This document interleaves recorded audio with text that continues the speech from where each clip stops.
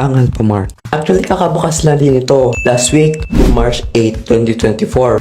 At dito lang yan sa Ondwe sa bahay ng Subic. Tsaka dapat sa kasi ko itutuloy ito kasi meron din doon. Pero ngayon nalaman ko na malapit na dito sa Subic, ay kailangan nating umpisahan.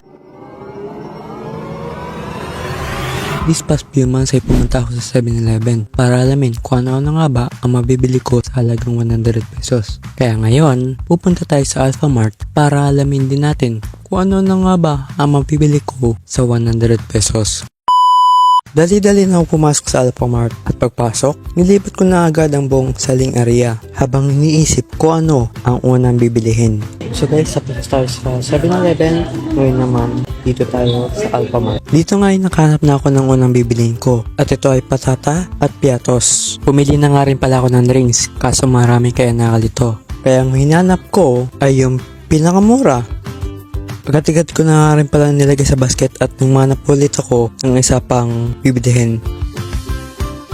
After nun ay pumunta na agad ako sa cashier para tignan kung sasakto nga ba sa 100 pesos o sa sobra.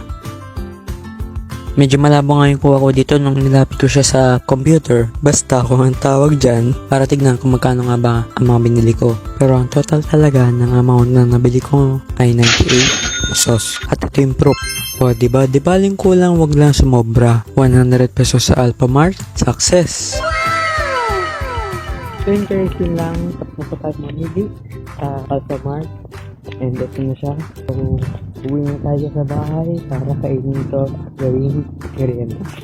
2 hours later.